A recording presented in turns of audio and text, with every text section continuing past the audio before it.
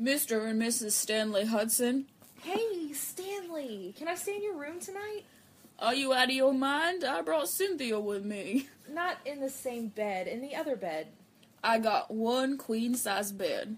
You are kidding me. A queen-size bed is 5 feet wide. I'm not 5 feet wide, Michael. I'm not a physics major, Stanley. I'm just saying, be careful. Dunder Mifflin, this is Pam.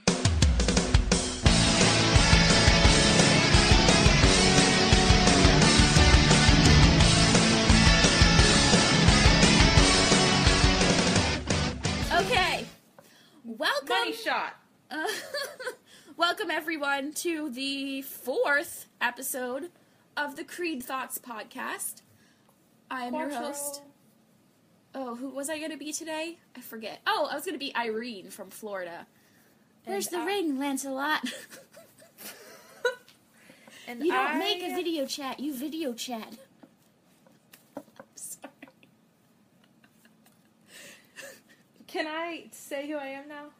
I guess, if you must. If you let me, I'll boil you some Gatorade. How about that? Okay, I am your sickly other host, the Scranton Strangler, and you should be very afraid. AKA George Howard Scub. I'm still out here, people. I'm still running. He is at large. Okay, so this episode, I just wanted to give a special shout out to our good friend Vince, because Vince very kindly donated on our GoFundMe page, which allowed us to pay for the service that we use to put our episodes on iTunes. Which so now is we are on amazing. iTunes. Yay! So if you guys want to listen to us on your iPod devices, you can now also do that. And you can listen to us on YouTube. You can do it both at the same time, or different times. And you can do this all thanks to Vince. Vince. So if everyone go follow him, I don't know if that's what he would want or not, but I'm just going to say it. At OSnapVince. He told me that his alias for our podcast from now on is Andy. Andy? And I told him that eventually I will be Andy, so he can't be Andy in that episode, but... Fine, he's Andy for now. Temporary Andy. I think that we should call him Nardog, though. Nardog, yes, yeah. Okay. Thank you, Nardog, for your generous donation. And you didn't even have to get a tattoo on your ass. Yet. It's coming. Maybe once I reach, 10,000 followers, I'll get a tattoo of the Nardog.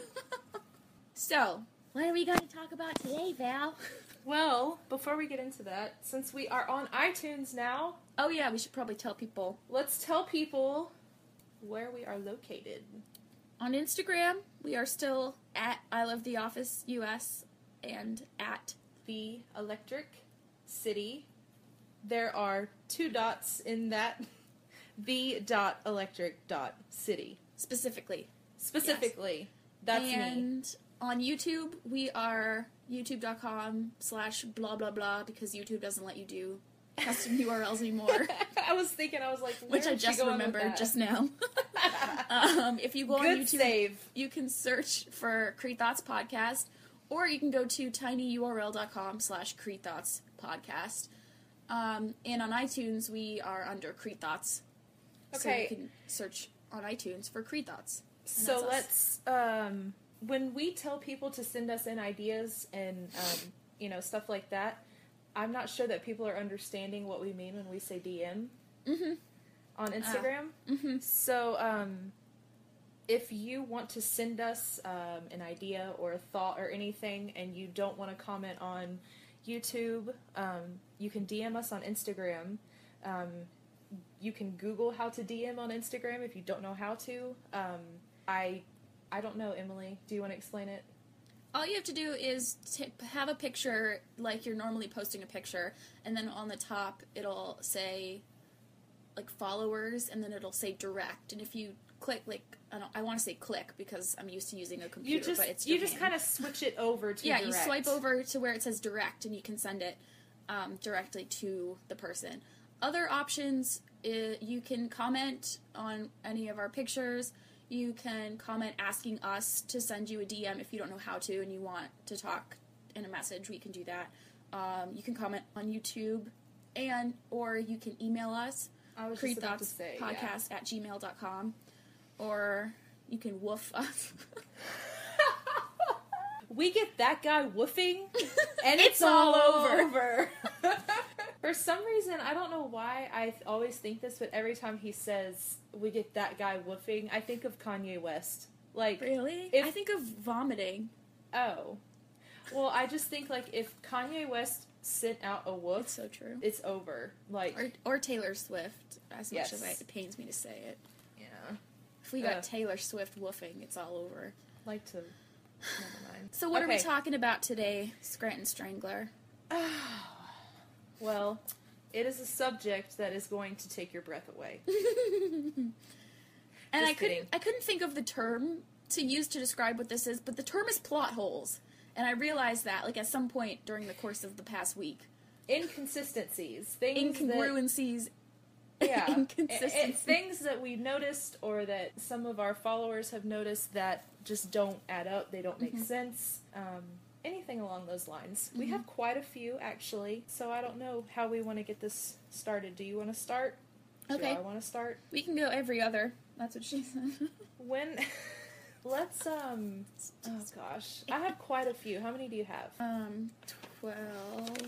Oh my gosh. 12.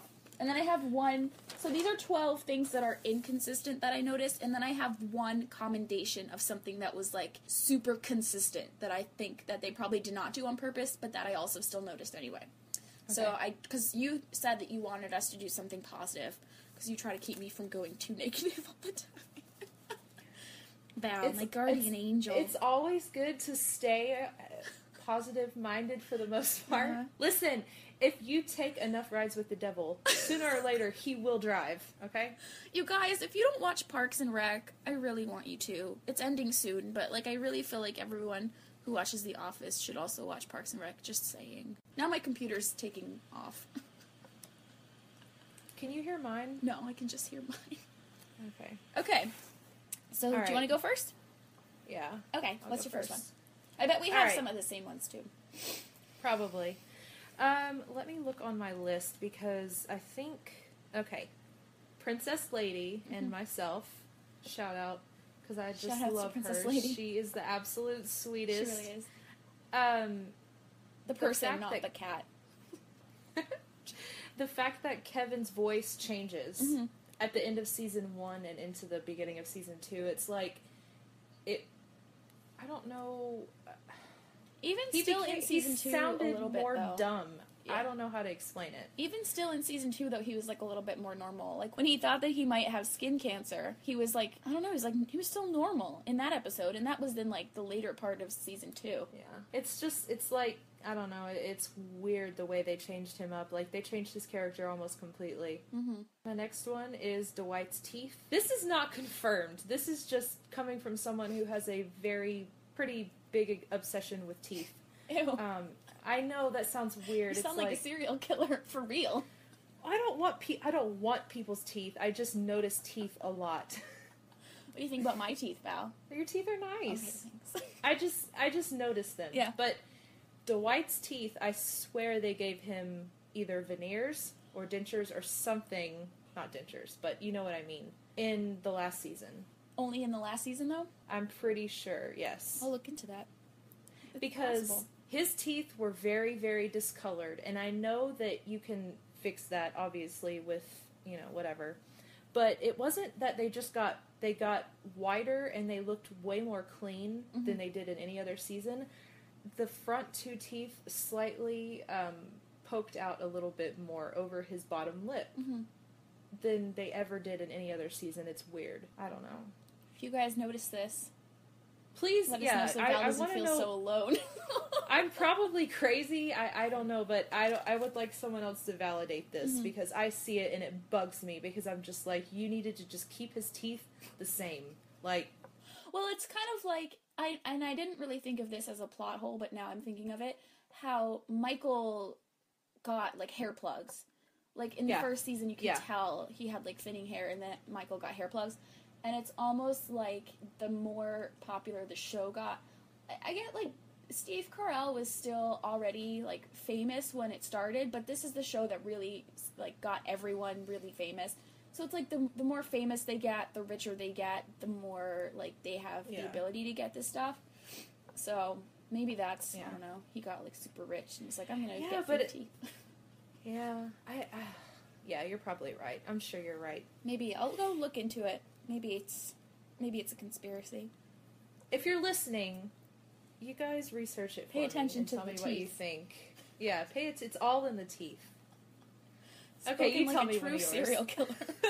Oh my gosh. Okay, so the first two that I have are, like, really well-known ones that I think most people notice. Firstly, Meredith. They're both about Meredith. Meredith's job in the first season, I always forget. The Alliance is the last episode of the first season, right? No. Is that Purse Girl is the last episode? Is the Alliance is in the first season, though, right? Okay. Yeah, it's towards the beginning, though, I'm pretty sure. I don't know, the first season has, like, 6 episodes. I know. Sorry, yeah, you're right. And on her birthday, Jim writes in her birthday card, "You're an accountant, just fudge the numbers." But now we know she's in supplier relations, whatever that means. We never really get to know what Meredith actually does. So there was one... Actually, that one is from... did you get that DM from... I don't think so. We're going to call somebody her... did. Yeah, I forget. We're going to call her Dwight. Yeah, that's the one that she came up with. And then also about Meredith, her birthday in season 1, it is stated that no one's birthday is coming up until next month, and then that's why they have a random party for Meredith, because Michael wants to have a party. But then in season 4, episode 7, I think that's Survivor Man, Angela tells Jim Meredith's birthday is at the end of birthday month, and that Kelly's birthday is... Oh, no, it's not Survivor Man, whatever. It's whatever episode... No, it is Survivor Man. God! My brain is ping-ponging around in my head. It's crazy. Kelly's birthday, and then Cree's birthday, then Oscar's birthday, and Meredith's at the end of the month. So what is it? Is there no one's birthday before Meredith's, or are there 3 birthdays in the same month as Meredith's? Make up your mind.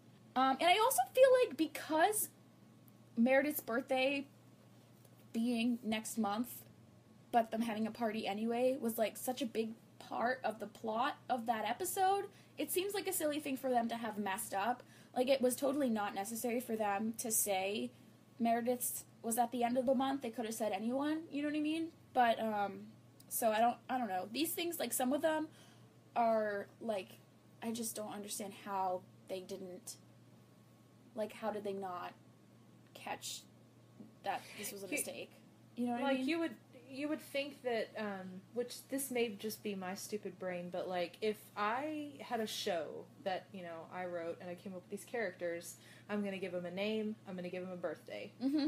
Mm-hmm. It's going to be set in stone. Mm-hmm. That's going to be, like, when they get their script, every show at the top, it's going to say, blah, blah, blah, playing Meredith Palmer, birthday, blah, blah, blah. Yeah, like, these are details that you feel like should just be they should just be consistent. Yeah, and maybe not just even those 2 facts. Like, I could, you know, there could be something else that would be set in stone that is just known across the board. Well, it's sort of like, it sort of goes back and forth. Does Meredith have 1 kid or does Meredith have 2 kids? Because at times it's mentioned that she has 2 kids, but we never really hear about the other kid, and people have said that she lives with her dad, but I don't think they've ever actually stated that. I think that as viewers, we will often fill in the blanks to these things, but they're still plot holes. Like, they're not things that are consciously, you know. Those are my 2. And then another really well-known one is, who started first? Was it Jim or was it Pam? Because at different times, Pam talks about her first day, and how Jim had a crush, you know, Jim says he had a crush on Pam when she first started, and then she also talks about leading Jim over to his desk on his first day. So who started first? Who was it? Was it Jim or was it Pam? And the writers have actually acknowledged that they have made mistakes with this, and that this is something that happens where they go back and forth between that's who started major. First. Yeah. So nobody knows who started first. Was it Jim or was it Pam?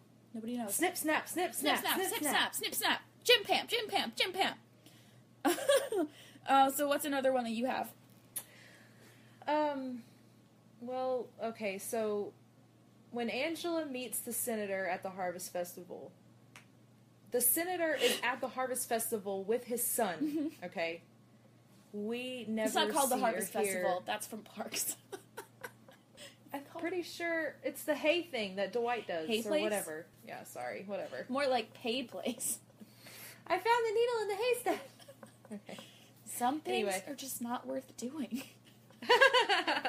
Anyway, we never see or hear about that son ever again. Ever. Another thing that's not really a plot hole about that, but that I've always just wondered, is how come when the senator cheats on Angela and they get a divorce, why is she all of a sudden, like, super freaking poor? Like, it doesn't make any sense. If your husband cheats on you, you should be getting child support and you should be getting alimony. Like, she should have made out really well in that divorce. I don't understand why she ends up from the living senator in a studio apartment. It doesn't make any sense to me. Anyway. Okay, another one is, so in the earlier seasons, there would only be a select few people that would go to out-of-office events, like 2 or 3 here and there. But in later seasons, everybody would go to everything. Mm-hmm. And that's just not believable. Like, in the beginning seasons, when just a few people would come, like, I relate to that more just from working in an office and knowing how people are. Like, everybody's not going to show up. Mm-hmm. And, like, I felt this way a lot, actually, when they would be out at things. Like, the chances of every single one of them being there is just not, I don't know. Yeah. It's just weird to me. It just made me not, it's just like that one step between believing it and not believing it. Like, I know it's a show, but to a certain extent, you can kind of get lost in a show. Yeah.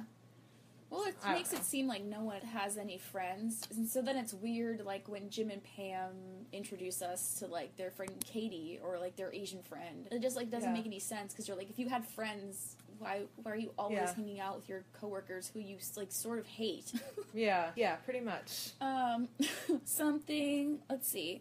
There's 2 instances that I can think of where people were recast. I don't know why, maybe out of necessity. Pam's mom and Andy's parents. Pam's mom is a big one. Pam's new mom. I hate her. I hate Helene. I hate every plot, story, arc that has to do with her. I hate her personality. I hate her stupid face. I hate her fake boobs.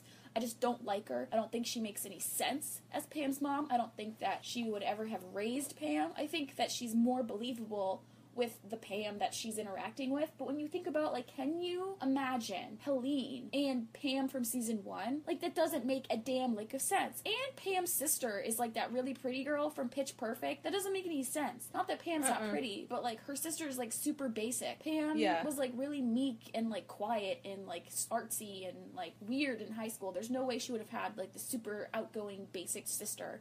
But something else about Pam's mom that's a little more sticklery, and again, this is something that can probably be explained away, but for our intents and purposes, I'm going to think of it as a plot hole, is when Pam's first mom, the normal one in season 2, is coming to visit. Pam says that she lives 2 hours away and she doesn't have a cell phone. And then we meet Helene, who lives in Scranton, and obviously has a cell phone because the times have changed. But, so what does she live 2 hours away, or does she live in Scranton?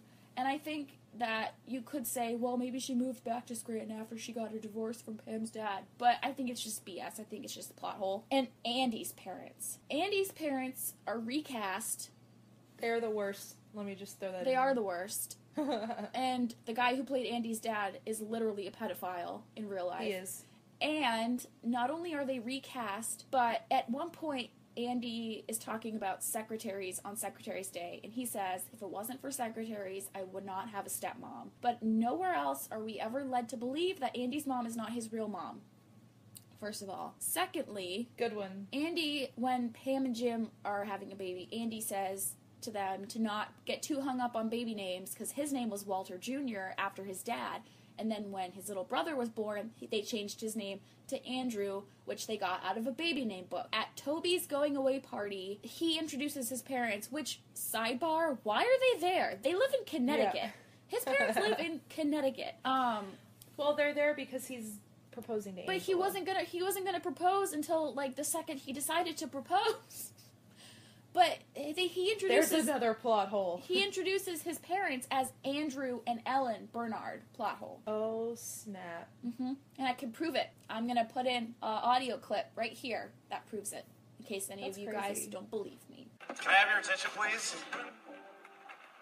I was waiting for the right time to do this, and I can't think of a better time than right now, with the music playing and all our friends around and fireworks going off. My parents are here. Andrew and Ellen Bernard, thank you for sharing in this joyous moment. Yeah, no, that's pretty messed up. It is pretty messed up. But, okay, apart from that, let's talk about the fact that they changed Andy's name after he had been born for, you know... Well, that's because his parents suck. Like, that part I believe. I know. Because his parents suck. I know, right? Like, no wonder Andy turned out the way his he new did. parents... At Toby's going away party, his parents were, like, really smiley and, like, happy to be there. I didn't know what that was, but it's my hair. Oops.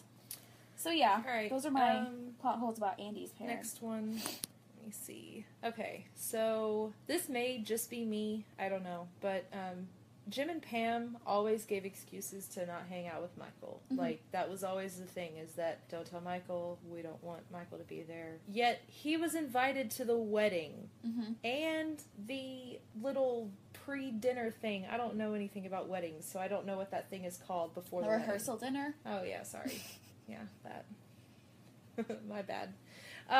Why would they let him come to that? With Pam being pregnant and they should have known he would want to make a speech. Like, it's weird that they would avoid him so much, and then for something so big, they would invite him. I feel like she made it sound like they felt like they were under pressure to invite everyone from work, but when she was getting married to Roy, she initially didn't invite everyone. She didn't invite Angela initially. I feel like they could have just not invited anyone from work. I feel like they didn't have to have their wedding in Niagara Falls. Yeah, true. They could have just not, like, they couldn't have invited some people and not others. They could have just not invited anyone, and I feel like that would have worked. It wouldn't have been good for the show. I was gonna say, then we wouldn't have the funny episodes, so it's just like, what do you want more? It to make sense or it to be funny? I don't know. Tomato. Okay, anyway, so, in this one, this is, a pretty big one. So, big thing in the show is that Pam finds out she's pregnant because they're playing volleyball. Mm-hmm. She hurts her ankle, you know, and so she's telling the camera that she went to volleyball camp all these years, and she was like this diehard, you know, volleyball player. Maybe I played a little in junior high and in high school. Maybe a little in college. And went to volleyball camp most summers. But in the job fair episode, when they go back to her high school, she specifically tells the camera that she used to lie to get out of playing volleyball in gym. Mm-hmm. So many memories in this old gym. Pretending to have PMS so I didn't have to play volleyball. Pretending to have PMS so I didn't have to play basketball. Doesn't make sense. Why would a mega athlete lie to get out of playing her favorite sport in gym class? Doesn't make sense. Does not make any sense, Pam. They could have made her find out she was pregnant in a completely different way. They could have had her be really good at volleyball without going into a spiel about how she played at volleyball camp most summers. Which another thing is, like, why is Pam talking like that? Yeah. When did Pam start talking like that? Like, and just, when has she ever hinted around that she liked sports at all? No, never. She was Miss Artsy Fartsy in high school, yeah, according to Roy. It's like... He never said she was Miss Artsy Fartsy volleyball. I played sports for a long time, and then I stopped playing sports, and I got in the marching band, and then I just became a nerd. So it's like, you give one thing up and you go to the next. Yeah. Like, you don't have both. Or maybe you do. If you guys do, then that's good for you. I don't have anything. I never. Well, if you do, then you're really talented. I wasn't that talented. I slept the whole time. Oh. I have... So this one's not really a plot hole. I guess, I feel like I've said that a lot, that these aren't really plot holes. The whole co-manager thing with Jim and Michael, that was totally BS. That would never, ever, ever have happened. First of all, there's no reason why David Wallace wouldn't have still gone through with Jim's original plan of promoting Michael and then promoting Jim. like, what's the difference between promoting Michael and then promoting Jim versus promoting Jim as a co-manager? Like, he made it sound like, now that you've told me Jim has a bad review, I can't promote him, but I'm going to promote him anyway, and also demote you at the same time. Like, it didn't make sense to me. No. And if they were going to be, like, a position exists called assistant manager, why wouldn't he have just made Jim the assistant manager? Why would he have made them both co-managers? Why would you ever have demoted Michael for no reason? Something that someone had messaged us about, they commented on the last video, which this is a plot hole that I can explain. Dwight's paternity test with Philip, where the doctor said, you are not the father, but it turns out that Dwight was the father. This is not a plot hole. People think this is a plot hole. People said, it's not. I don't understand how this happened. Did Angela pay the doctor? No, the whole point is that there were babies in the office. Philip Halpert and Philip Lipton were in the office on that day. Dwight grabbed a diaper out of the trash. Dwight grabbed Pam and Jim's baby's diaper out of the trash. That is how it happened. Even Angela tweeted about it. Somebody asked her, and she said, there were a lot of babies in the office that day. Winky face. So there you go. That's what happened. And they actually say that in an episode. They, like, that's revealed. In, like, a deleted scene or something? I don't know. I've seen it before. That's the only reason I knew that it was Jim and Pam's baby, is because I've actually seen it. I don't remember where, but I have seen it. I think it was a deleted scene. It could have been. Because I don't think that I have seen it. I think that I just deduced. But, do you have any other ones? Because I have two more. Dwight's nephew in the funeral episode was in the Hay Place episode. Which he never would have been as his nephew, because Fanny never would have brought her son, because they like the city life. Can I just say that little boy with glasses is so cute? Like, he is absolutely adorable. What else was he in? He was in something else where was it Bridesmaids? I don't know. Maybe it was. I don't get out a lot. Anyway. I don't watch a lot of movies. Anyway. Another one that I have is the hammer mill paper discrepancy, where Meredith, at the convention that they went to, I think that's what the episode was called, where Michael and Dwight go to the convention with Jan, and Jim is there with Josh from Stanford. And Michael meets with the guy from Hammermill because he's the only one who comes to his party in his room.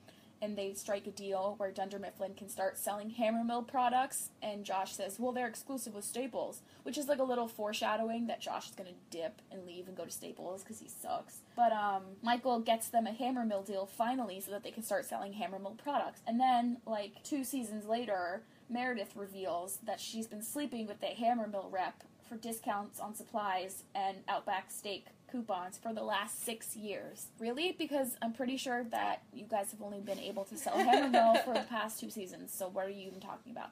And because I looked online to see, like, what people had put down for their thoughts about plot holes, and people were like, well, maybe she was sleeping with him, but she didn't know that they weren't.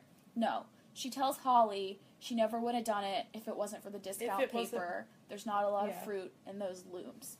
So it's a plot hole. Bam! Roasted.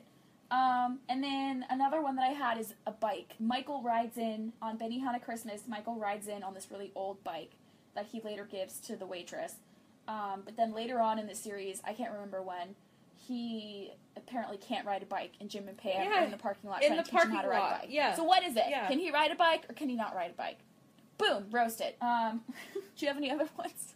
These are just what I could think of, and I meant to go online more and, like, research more, because I'm sure there's tons more that I forget, but I forgot to do that, so. It's harder than you would think. Yeah, these are just, I don't know, these are just the ones that have always really bugged me.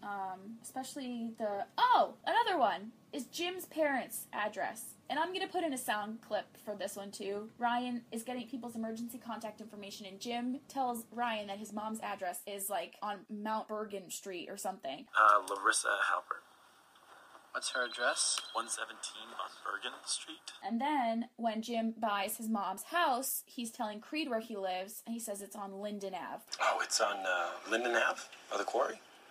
So what is it? Was it on Bergen Street or was it on Linden Ave? Boom, roasted. Plot hole. Boom, roasted. And that is all that I can think of. Okay. I have one commendation to make for something that was super consistent. Roy and Pam plan a wedding, right? Phyllis somehow steals all of Pam's wedding ideas. I don't know how. How? I don't know how that happens. Did she, like, have a binder? I'm sorry, but that just does not make sense to me. Like, what did she do? Did she break into Pam's house and steal all of the plans? Like, Pam did not sit down and tell her all of this stuff. I don't know. She must must have gone into her desk. Phyllis is a bee.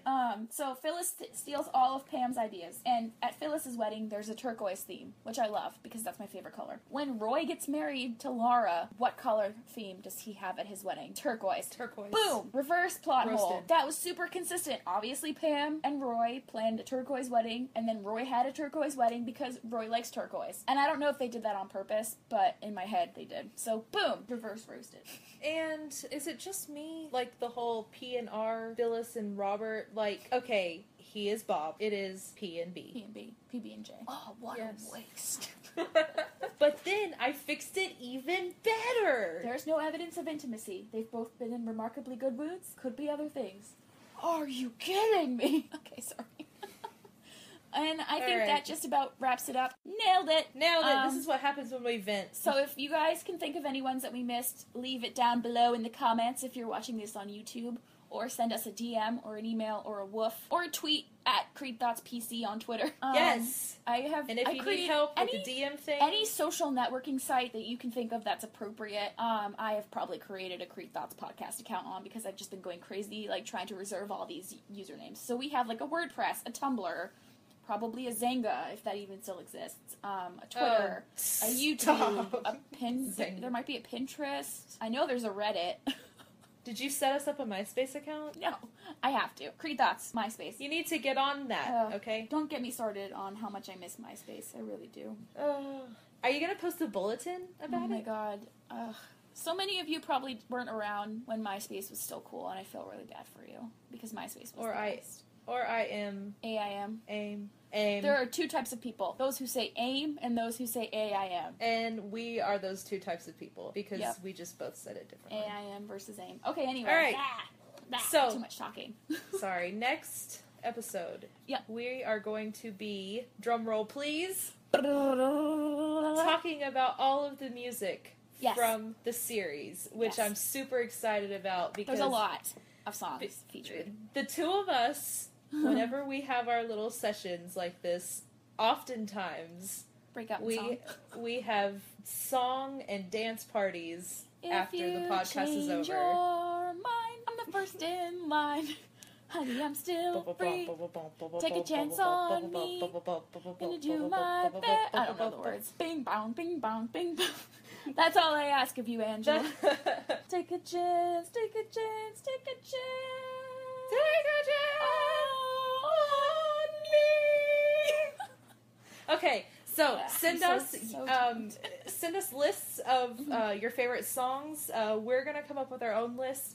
We want to see if we miss things and you guys have favorite songs that we totally just don't remember or just missed. Blah, blah, blah, whatever. Okay. And 5 points and 20,000 Stanley Nickels to whoever can remember what Val's favorite song from the series is. Aww. Do you remember? 1,000 Stanley Nickels. Of course I remember. Nobody's probably going to remember. I'm not that anyone who can remember what Val's favorite song from the series is, send us a message through any of our various social networking sites, and we will give you a shout out. Don't forget to choose a name. Yeah. Or we will choose one for you. And you will not Peach Iced Tea. You're gonna hate it. Yeah, you're really gonna hate it. So it's best that you reserve your name now. I'll make you Bob Kazamakis. Don't even test me. I'll do it. I swear. Okay, should we send them out with a song? Didn't we just do that? Yeah, I really want to sing George Michael, though. Okay, you can sing George Michael. I've been wanting to do that all day. Okay, fine. Ready? We'll do George Michael. Okay, will you give me a beat? Crap. I forget how it starts. Oh, well,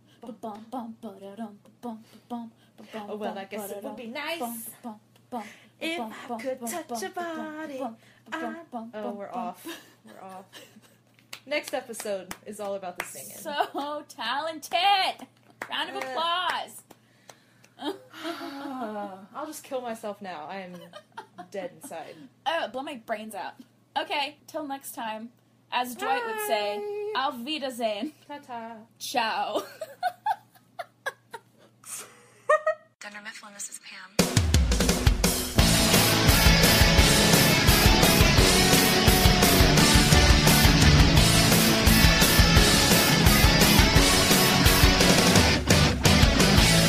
Jimmy says he's got it bad today. Receptionist engaged to Roy. Camera looks and clever flips. He stole her heart like poker chips. And then her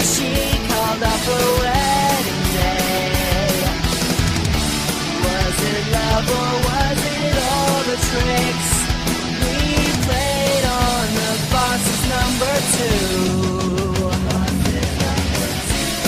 Is it all just office politics? I couldn't care less when I'm with you. If you're working 9 to 5 and can't get out alive, just meet in the break room in 10.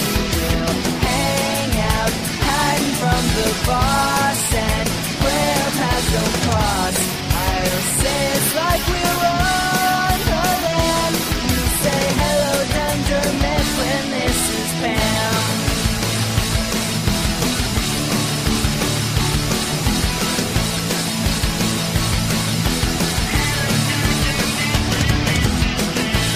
ARM is really fun.